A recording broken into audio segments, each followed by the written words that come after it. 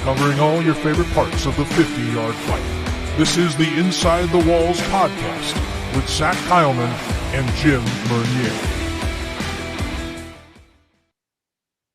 To do our power rankings. Yes, it is. Absolutely time before we give any of our predictions and picks here. It's time for the power ranking. I mean, we've been leading up to it the whole show. And Correct. Let's just dive into this bad boy. So you should be seeing on the screen here. Usually, it's either right here or right here. I don't know where my face is going to be on the progress, but It all depends on it all depends where depends, our faces are in the video. it may cut half of us off, but okay, you might see this part of the face and Zach's part of the face, but right here it is, ladies and gentlemen. Well, so you see it. You'll see our power rankings. Really, there's only one point to discuss on this. I mean, we're pretty locked in on very similar picks here. The top Correct. three are kind of staying. Talking before the show, Albany's of course slipping because they lost. But we recognize their roster still very much on paper is talented. They just have things to clean up. Columbus rallying from 14 down. I mean, they definitely deserve to jump this week. I had them down at 4 for crying out loud. So, they definitely deserve to be down there. Only main thing we're talking on is where's Orlando and Jacksonville fall? I kind of want to hear yours first because I have my own theory on this. I'm going to hold off. I have my own theory as to why I have them at 5.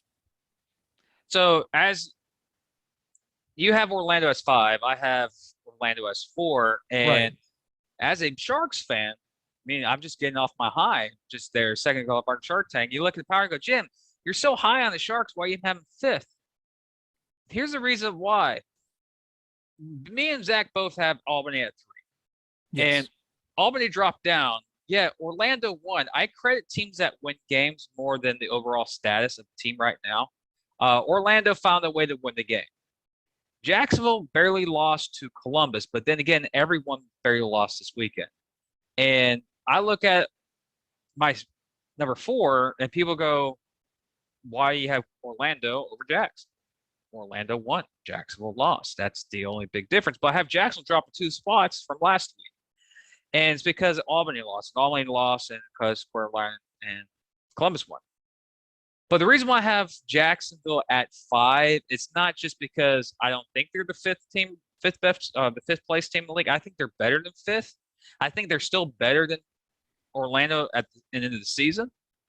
I just don't think, as of right now, if you put the rosters together and what happened last week, I give credit to the W's and the L's over roster size at this moment. And also, Orlando's always been that dark horse to me and you over the last couple of years of why not us, but they always find a way to sneak themselves into the playoffs. Mm-hmm. It's, for me, I have Orlando above Jacksonville just because of the win, but the benefit of Jacksonville and Orlando, we could play each other 3 times this year too, same as Columbus, we played 3 times. So it's going to be a very interesting season, but early in the season, early power rankings is just like the old BCS bowl games. Like, how many teams actually went to the BCS championship game when they started number 1 and 2 in the league? Very few. There's going to be some odd upsets, but right now I have Jacksonville below Orlando just because of the win over San Antonio. Now, so Jim, you have that same mindset. Why is Albany not number 3 and Orlando not number 3 in the rankings?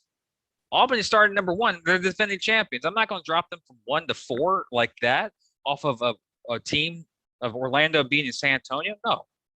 No. Do you see? Let's name a random college football. Do you see Wisconsin beating Northwestern and jumping an undefeated Alabama, who just beat, I don't know, Clemson? No, that never happens. That's why. Yes, Albany was the bigger brand entering the season.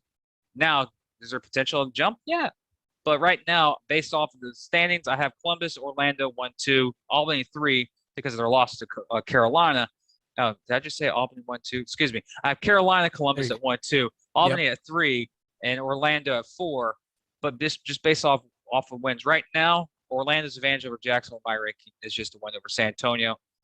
But they're that close from each other. It's not a big separation. But right now, my power ranking, yes, I have Carolina as the number 1 team in the NL. And you see, this is where I'm divulging to quality of opponent at that point. And mainly our preseason poll, we had San Antonio at 6 because they're stepping in with a higher up league. One of the big three, as we've listed them before. They came up from a lower level, so we wanted to see how they did. That's why, and they've been at 6. Orlando, to me, was already at my 5, but I need to see more proof in the pudding. Again, I recognize what Orlando does well, what they have on that roster. I think I also want to see this full week this week where, again, I want Rakeem Cato starting. I want to see him against some of the better cream of the crop, the top 4, the guys that I think will be in the playoffs right now that are currently my power rankings. Even with Jacksonville's loss, Jacksonville, it really came down to just a few mistakes. They really look crisp. So, that's kind of why I can't move them too far. I thought Orlando let things slip a little too much in the second half for me to give them a nod above Jacksonville. I also think that you're going to see them tested a lot against Carolina, which I know we mentioned a lot about how Albany and Jacksonville are kind of that 2 mindset competition. Orlando and Carolina also are as well. And I know that we didn't really touch on that one as much just a second ago, but don't overlook that matchup too, because it's a similar deal. More Iron Man pure setup with the roster versus talent and being put in those positions. So keeping that all in mind, that's something to keep an eye on. So the Predators will get my test this week, I think, as more of, can I move them above 5? And I don't mean offense to the Gunslingers. It's just, again, the team's very new. The roster has many guys coming up from a lower level league. Not saying that you can't compete. You did, of course, with Orlando. And I think that you're going to keep improving every week.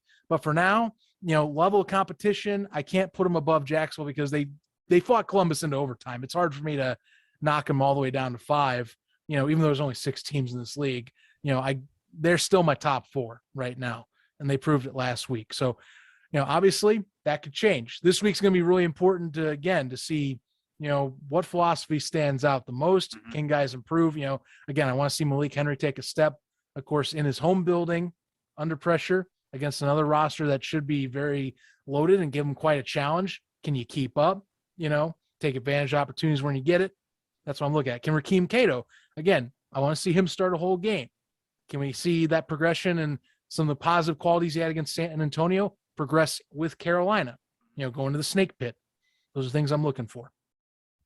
And the other question we can say is Darren Daniel, the guy in Columbus, and can he continue what he did off of week 1 against Jacksonville down in San Antonio? And the question is can San Antonio fix their mistakes and be prepared for a more physical coaching staff that is Columbus and Jason Gibson? And can San Antonio make possibly, I'm not saying will, but can they make adjustments where they can smack Columbus in the mouth and go, hey, Orlando's this good. Orlando's defense could be actually this good. This is why we couldn't do everything. But it's chess pieces, only week 2. And I think, honestly, my opinion, I think the game of the week is not in Jacksonville. I think it is based off just, the overall script. It's in San Antonio. What is San Antonio? Are they just, it's our first season, or was Orlando actually good enough and they fought back, and now they're testing on Columbus? Is Columbus still that Columbus team from last year with just a new guy? Okay, so interesting. This is your game of the week. I don't want to be too biased because I know that's my person who's watching over the league. I see what you're doing, and yes, you know what? I mainly just wanted, for the Gunslinger's sake, with them being new, I want to see every week how they keep progressing, keep making steps. Right.